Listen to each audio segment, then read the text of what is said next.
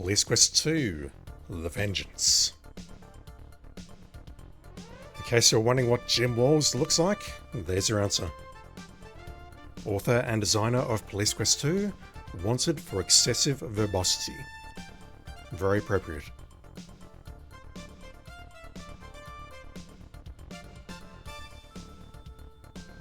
Alright, I think we're going scuba diving this time. Hopefully not looking for any bodies in dams.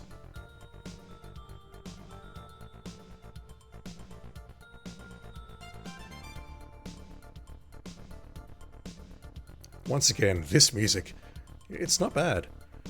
Sonny is still blonde. Chasing after a fugitive and he doesn't even have black hair.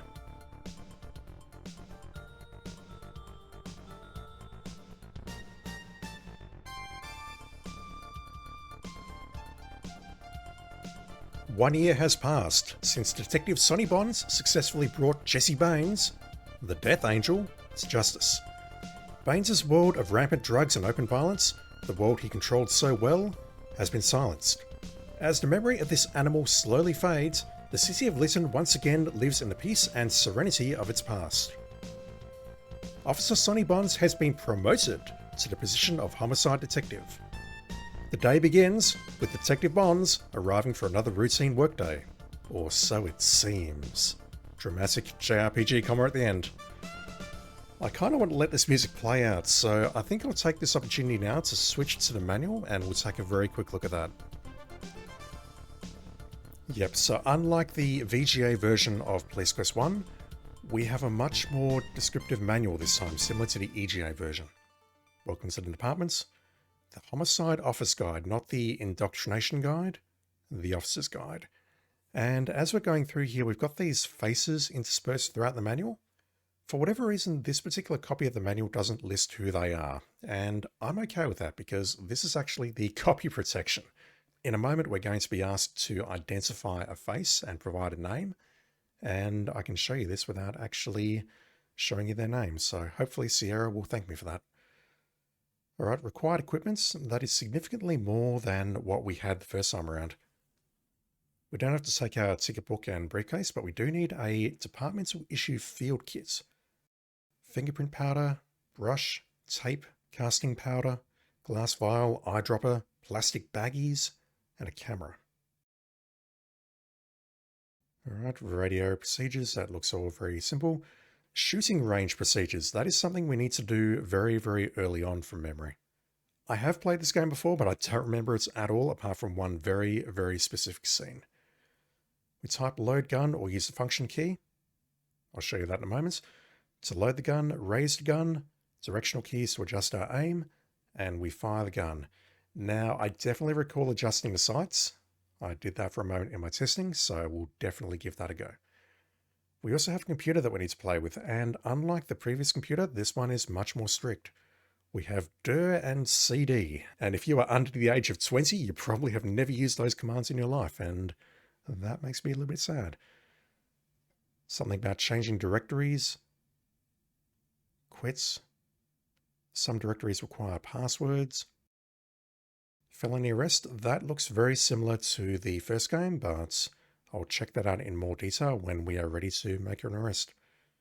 The discharge of a firearm at any person will be done only in life-threatening situations. We weren't even allowed to do it in the first game. Homicide investigative procedures. Yeah, we'll look at this again if we get ourselves into that sort of situation. Gathering evidence. Alright. The radio codes, good old radio codes. The vehicle codes. Yep, 187 is here. That is murder. There's all this good stuff here, which I don't think has any relevance to the game whatsoever. We are definitely going to need the radio codes though.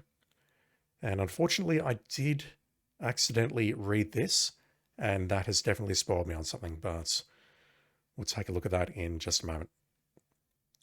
Alright, enough dilly-dallying. Let's get on to the game. 2. Detective Bonds from Captain Hall. We didn't see his name in the first game. Subject, ID of evidence photo. Please provide the last name of the person pictured in the attached evidence photo for homicide case 186751. Please respond in box below, ASAP.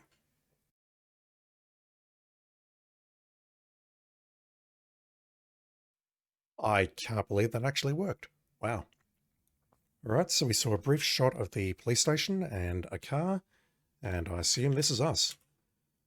You're behind the wheel of your personal car. Marie talked you into trading in your sports car for this sensible, compact model. This is how married life starts, Sonny. We have to trade in our toys and downgrade to more sensible options. And that's totally fine. All right, so if I look around in the car, I don't see anything different here, and I can already tell that I'm going to have problems trying to complete this game without a walkthrough, because in the previous game, and also in some of the other games, such as Leisure Suit Larry, if you look around, you get a description of the things that you can interact with. For example, ahead of us in a car, we have a wheel. The brown rubber of the steering wheel is very stylishly molded. Your car's dashboard looks like any other economy cars. In the ignition, you see keys on a ring. Okay, that's cool. But if you type in look here, the generic look command, it doesn't mention anything about the dashboard or the wheel. And likewise, it doesn't mention anything about the glove box. Open the glove box first. All right, open glove box. Look in glove box. In the glove compartment, you see car registration, your LPD business card. All right, let's take rego. You will not need to use the word rego in this game. Fine. This is the vehicle's registration. Careful examination reveals that this car belongs to Sonny Bonds. Why, that's you. The registration should stay in the car, so you return it to the glove box. That's fair. You don't see anything particularly interesting about Sonny. I agree. What was the other thing? The other card. Look in box. LPD business card. I think I need to take it first, don't I? All right. That musical sting every time. So if I look at the card now, your LPD business card.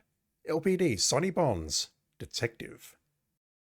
We're not a traffic officer anymore. We're not even in narcotics. We are a homicide detective. Now, if I have a look up here, the manual mentioned function keys for the guns. So this is them here, F6, F8, and that is actually F10. I don't know why it's listed there as F0, but that is definitely F10. Where's our inventory? Yep, if I hit Control I, it's going to say what we're carrying. A money clip and a business card.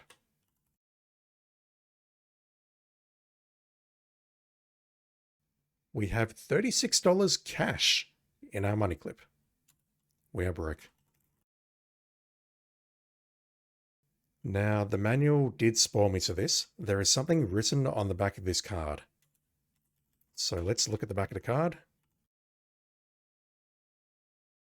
You see an adventure gamer looking over your shoulder. It's not even that. Back of... Please try a different way of saying that. Jesus, Jim, don't scare me like that. Yeah, the parser does not want me to do that. Look at card rear. You look, but it doesn't hold your interest. Look at card back. There we go. 36-4-12. You have to use a very, very specific combination of words, and the manual actually suggests to type in turnover card. Like that, which is absolutely ridiculous. And if I look at the card now, all right, so we turned over the card, and apparently that is a constant state. Wow. Close box. What else will we have in the car? Turn on air conditioning. The car's automatic climate control system is on the fritz. I was not expecting that to work. Look at shade. Look at mirror. You look in the mirror and think to yourself, you good-looking devil, you. They're referring to Sonny, not me. Look at houses. You look, but the view isn't that good from here. Is that a generic message? No. What about that tree? What about that fence? You can't see much from inside the car? That's something that should never be said, because if you're driving and you can't see much from inside the car, something is very, very wrong. Look under seats. Look at seats. You're spinning your wheels looking at that. Look between seats. Look, I've only got $36. I need to find the coins that are slipped between the seats. Look at cup tray. Look at gear stick.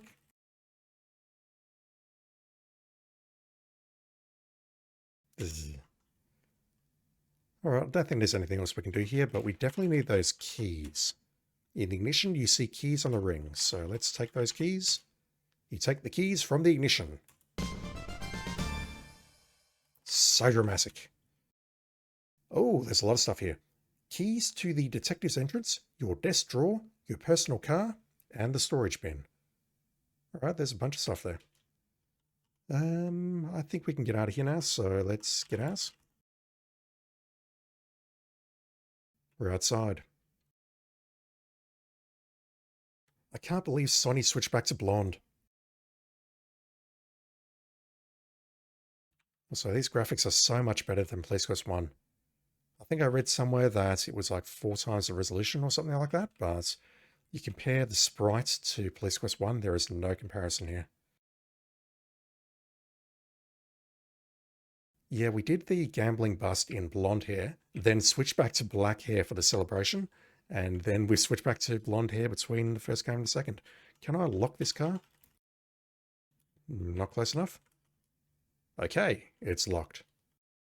We didn't have to do that in the first game, but I really don't know if it's a thing here or not. So let's look at the car. Parked in the lot are unmarked cars, private cars, and sometimes a marked police cruiser. Not today.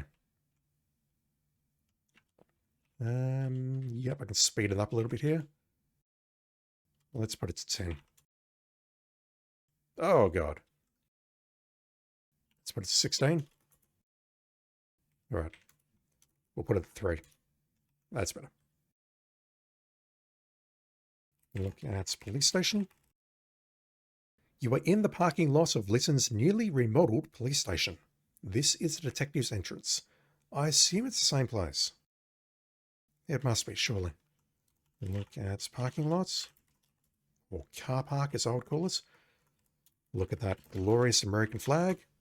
You pause, briefly, to gaze at the US flag flying overhead. Your eyes strain as you peer into the tree and see nothing. Can't see the leaves for the trees, or whatever that saying is. It's just a normal chain link fence used for security. Let's look at building. I don't think we're getting anything else. You look at the sky and think, what a beautiful day. Absolutely. The parking lot has been freshly paved and painted. Paved? Paved is not the right word to use though.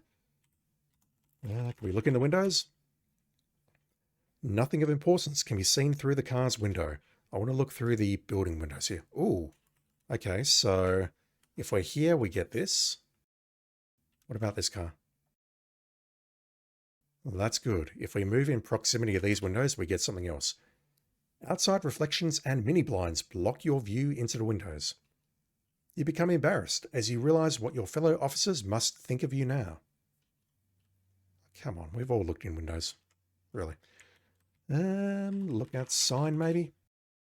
The big letters say, Lytton Police. Above the door are the words, Detective Division. Look at door. This door opens into the Detective Bureau. All right, let's open the door. You unlock and open the door. Okay, so I didn't need to unlock it manually. That fade effect. You are in Lytton's newly remodeled police station. This is the hall. There are several doors, a counter, and an evidence window. All right, this must be the evidence window. Hello, Sonny, Big John says. How can I help you? It's not Ross today. Who do you have to book? Big John asks. We don't have anything to book there, buddy. Look at pictures. One is of former Police Chief Whipplestick, and the other of current Police Chief Eric Click Heisman. Alright, so who is Captain Wood? Can I take the pictures down? Is there something hiding behind the pictures? Oh, that's a spoiler. You don't have your field kit, so take pictures clearly is using the camera. Also, I should say that the interpreter has changed slightly whenever I'm typing something in here. The game comes to a pause, and if you've been watching since the Space Quest videos, this is basically the equivalent of moving into Space Quest 3. What else have we got in here? Look at lights. What about the ground? Nothing. Look at evidence. What was that place called? Evidence window. All property and evidence going through this window is controlled by John B. Willis, otherwise known as Big John. What about that counter? I assume that's over to the right. The counter once held a nice coffee maker until it took the full impact of an accidentally discharged Colt 45 automatic. Alright, so their behaviour has not improved since Police Quest 1. Holy shit. Hopefully we don't get any chickens around here. Look at doors. You are not near and or facing a door. This is a homicide office door. No, it's not. It's because I was facing that way. Must be. This is the narcotics office door. Okay, so we've got narcotics here. Homicide. What I assume is the locker room. The burglary office. And we can go right here, which takes us into what looks like a shooting range, which the manual mentioned. Yeah, I think this is where we'll start today. This is the shooting range. Each officer is expected to maintain a proficient level in weapons training. You see the weapons officer, Ken Mills, standing behind the equipment counter. All right, let's have a chat to Ken. The weapons officer, Ken Mills, says, "What's the game plan, fella?" I'm not going to be able to keep these voices up. I apologize in advance. "I'm here to help," Mills says, "but I don't have time for small talk." Can you give me a gun? You can't get that. It's like strong bad all over again. Ask for gun. Shoot Ken. Don't be so violent, Sonny. Oh boy. Alright, there's people around now.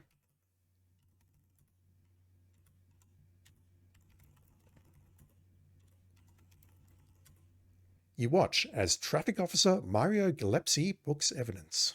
Can we talk to him? "Wait your turn, Bonds." In his heavy Italian accent, Officer Gillespie says, "Can't you see I'm busy?" I'm so sorry. All right, this is where we need to be. The locker room has 3 rows of full-size lockers, 2 benches, a wash basin with mirror, and 4 toilet stalls. All right, we've just arrived at the office, so we need to do the needful. You hold your breath for the duration. You hold your breath for the duration. This game's so unrealistic. Good idea.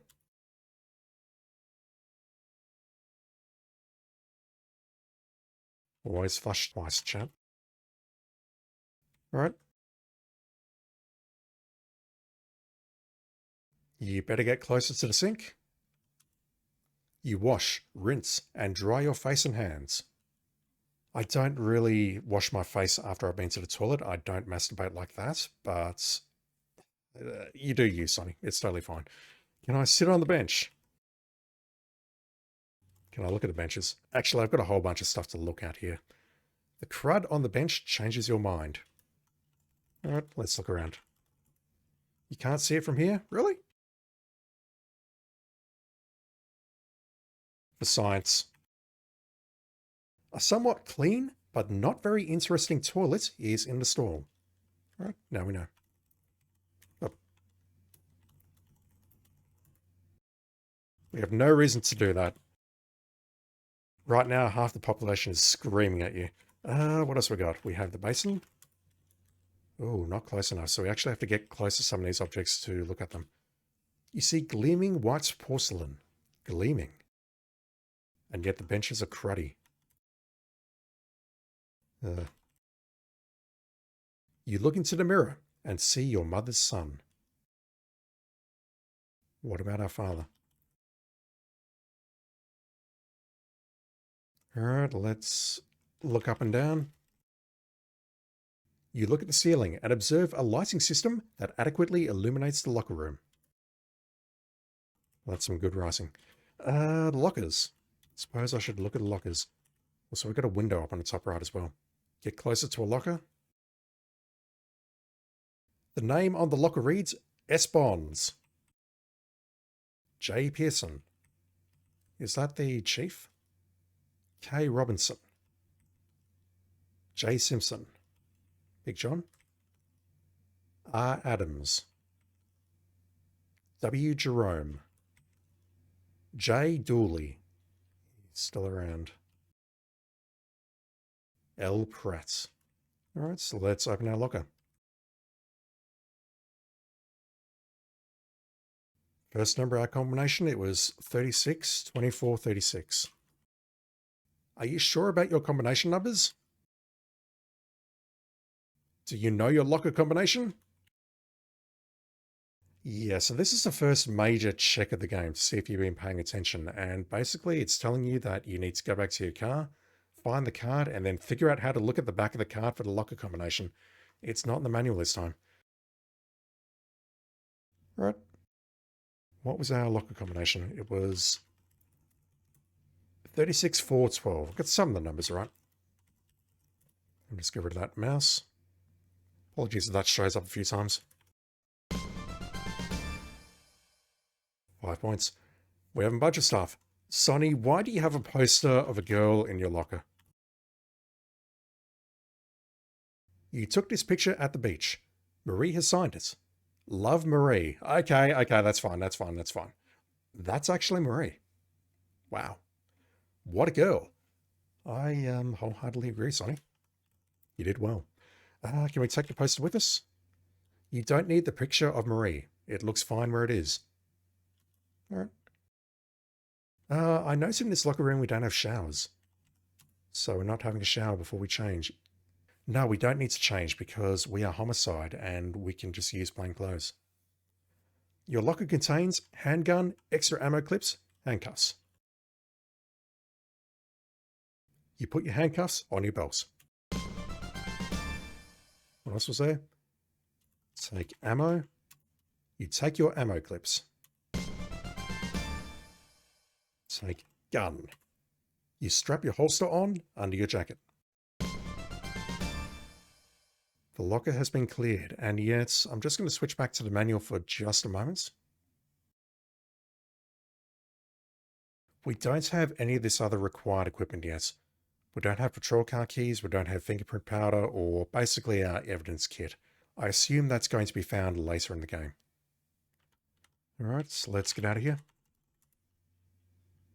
We are equipped. Handgun, ammo, keyring, money clip, handcuffs. Let's just look at this stuff. A pair of Lytton police issue handcuffs. Colt Mark IV 10mm automatic. Fires 7 rounds per ammo clip. Again, I'm not terribly familiar with guns, but I'm actually not aware of any guns that hold 7 rounds per ammo clip. That seems rather unique. Each extra ammo clip contains 7 rounds. If our gun is currently loaded, then we have 21 bullets.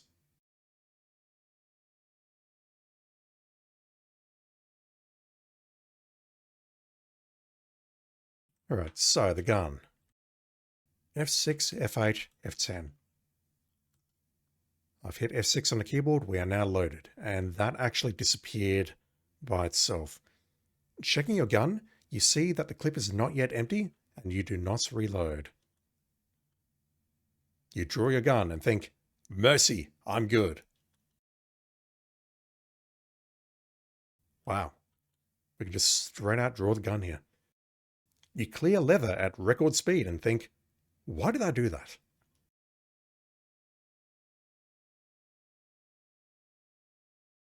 After ripping the gun from its holster, you think, not bad.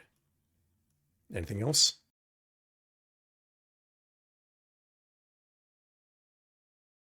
This is what all police officers do in the station when you're not looking, chat. Just very quickly before I discharge my weapon and probably get fired, I just want to see this guy's last name. Was it Johnson? No, it was Willis. Okay, I'm not sure where his locker is. And also this picture. Yeah, E. Heisman. His locker is in the locker room. I think. I don't know.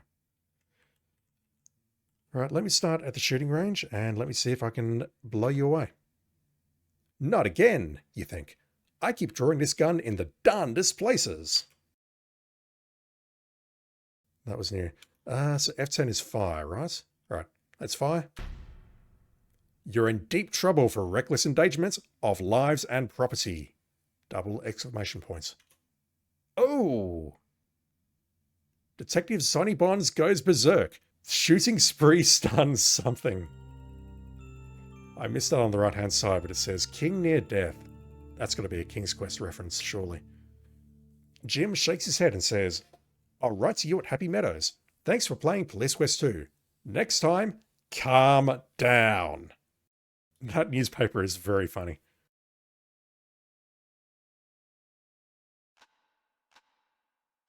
Alright, so we do actually have to load the gun. That shooting will definitely attract the attention of the brass. What does it say? Empire State Building ready to fall. King near death. That is a... spoiler alert, that is a King's Quest 4 reference. But it's going to be a while before we get to that game. Alright, let's go to the shooting range and discharge our weapon in a proper, controlled manner.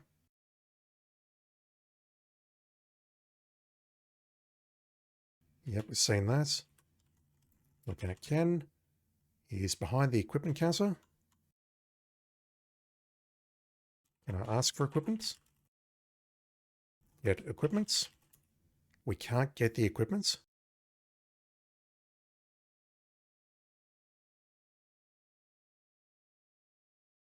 You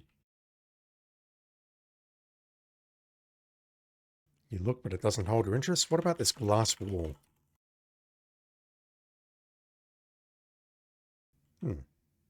All right.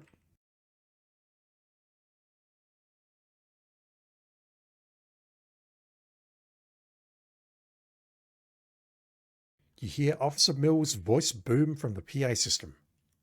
Bonds, find a booth and stop bothering the other officers. Can I keep bothering them? Will we get fired if we keep bothering them? No. Alright, so there were definitely commands here to type stuff in so we can load the gun, raise the gun, and see, and we can use the arrow keys to adjust our aim. Alright, I think we'll start with center mass first. Let's see if I can blow you away. You should protect your ears.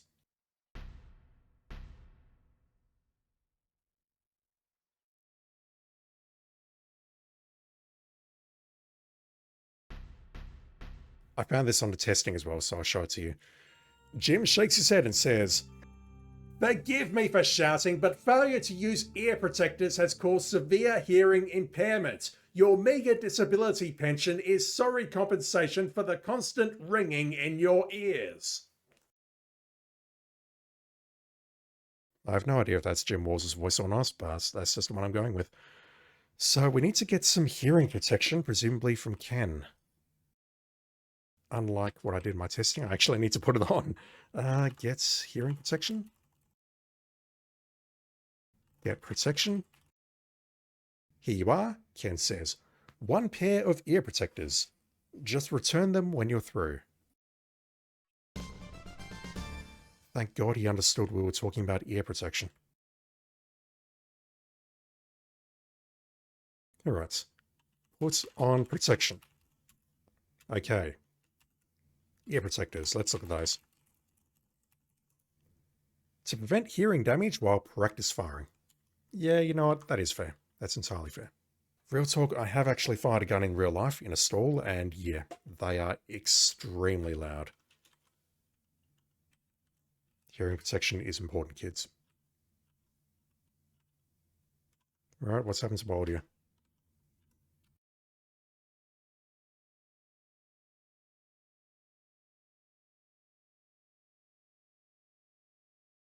Why have I lost audio? Alright, I might have run into a bug. I've lost audio here.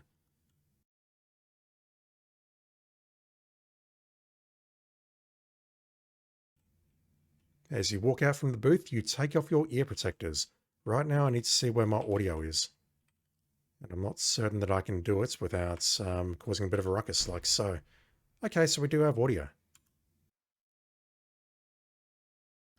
For whatever reason, it's currently not working here. Oh, of course, because I'm wearing the hearing protection.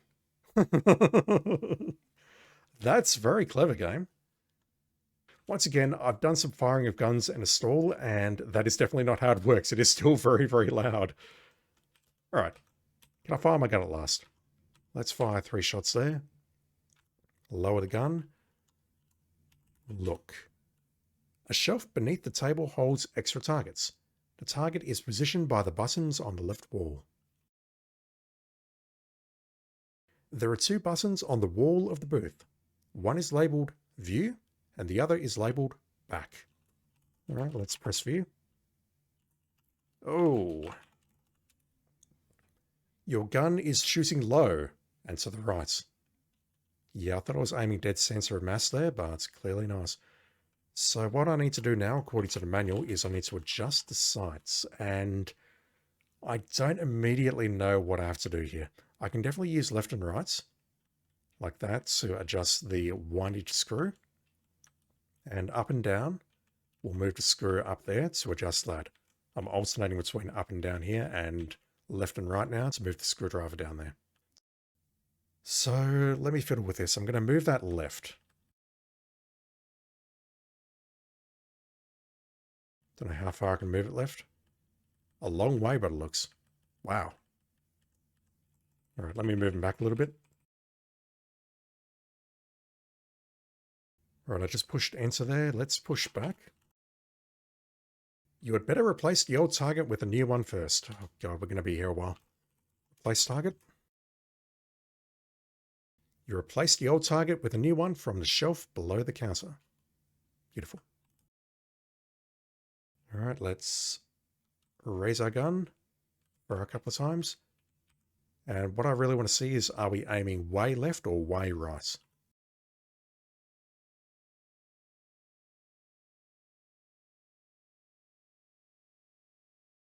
Oh dear, I can't even see where I freaking hit the target. Look at targets. You missed the target completely, so you cannot tell how good your gun is sighted. Huh, okay, so the game is intelligent enough to recognize when I've not hit the target at all. That's actually some good developer foresight. I was expecting to have to replace the target. All right, let's wind the gun back here. Let's see if that works.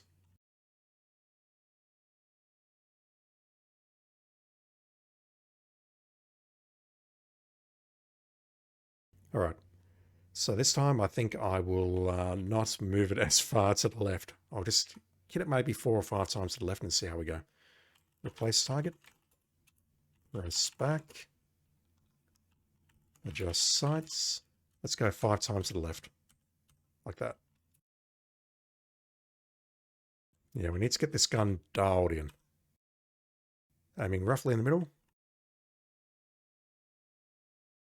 Okay, so moving the sight left will actually move the, I'll call it the hit point to the left. Good to know.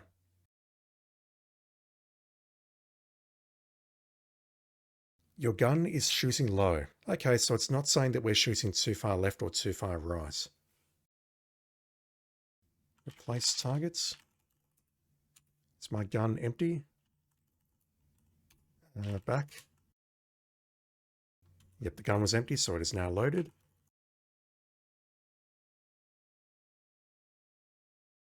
Enough hits up 10 times there, so let's try firing at this.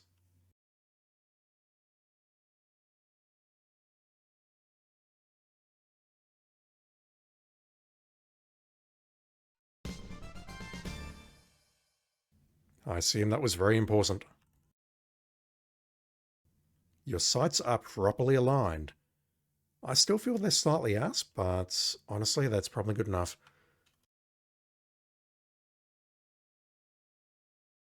All right, one more time. Let's see if we can headshot this dude.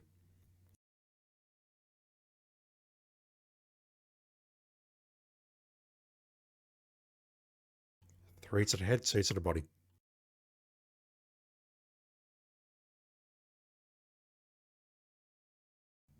Yeah, I still think it's shooting too far to the left.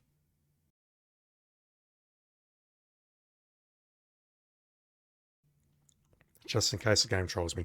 Oh, we're out of ammo. Okay. As you walk out from the booth, we take off the protectors. Yep, that's fine. I need some bullets. Okay, Barnes, says Mills. Here's 2 full clips of fresh ammo. Wow, so if we sight our gun perfectly the first time, we won't get 2 points for that.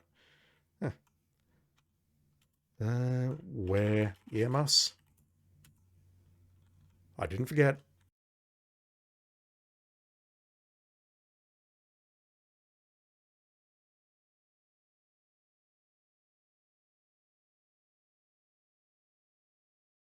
He was moving left and right by himself there, I swear.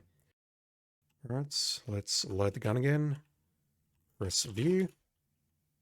That's better. I mean, it's not ideal, but it's better. Let's just replace the target for the next user and leave.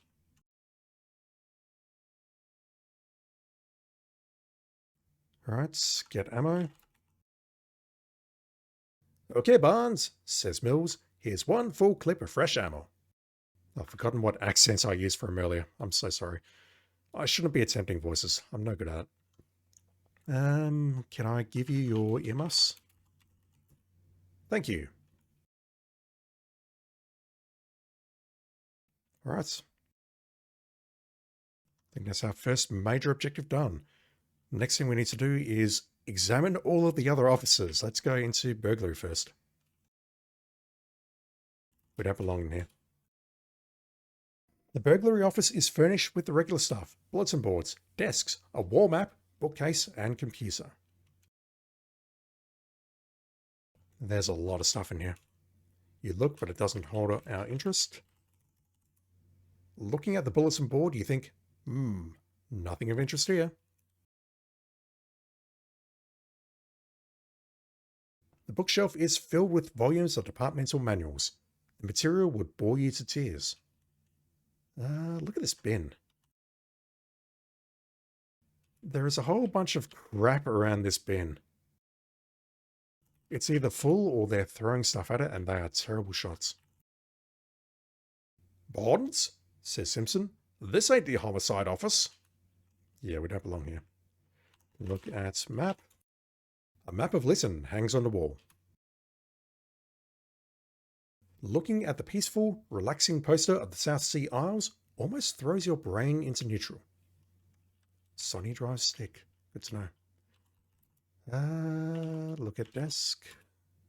Okay, so we get something different if we are closer to desks. When she's here, burglary detective Laura Gomez claims this desk. She is not here now. This is the desk where Lieutenant Adams counts down to his retirement. Been there. This is the desk where Detective James Simpson does his creative report writing. There's a lot of stuff here. This is the desk of Detective William Jerome. We've seen their lockers. On this desk rests a workable computer. Workable? I won't screw around with that because I know there's one in the homicide office and we can probably use that one instead. Alright, what of narcotics?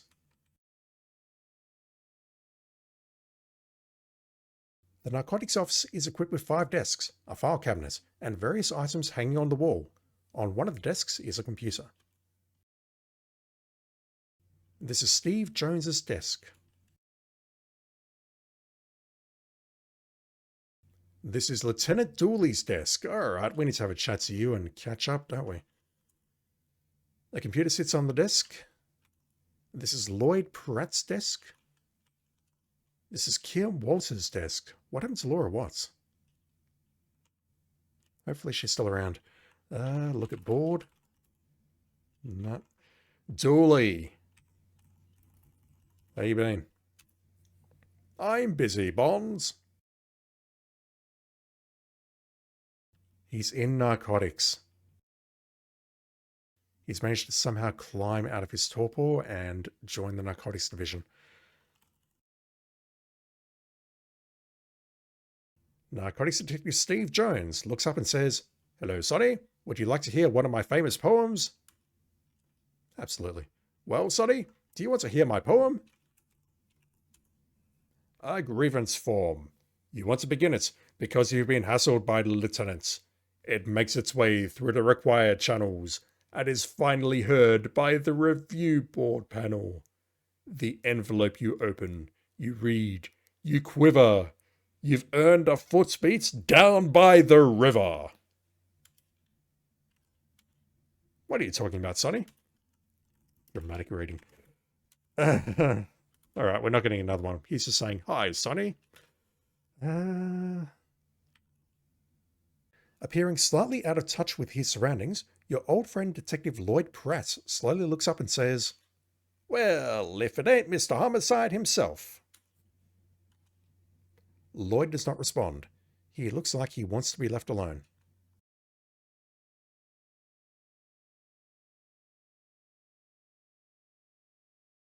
Have you heard the latest album from Blam?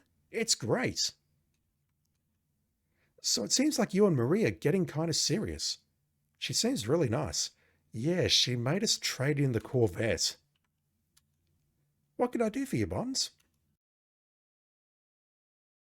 She made us trade in the Corvette for something much less spiffy, and I'm not happy about that.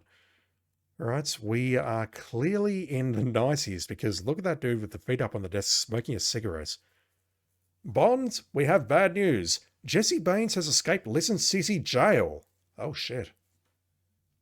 According to the intro, it's been 1 year, so it took DeCelli about 24 hours to escape. Not even that. It took Baines about 1 year. How did he escape?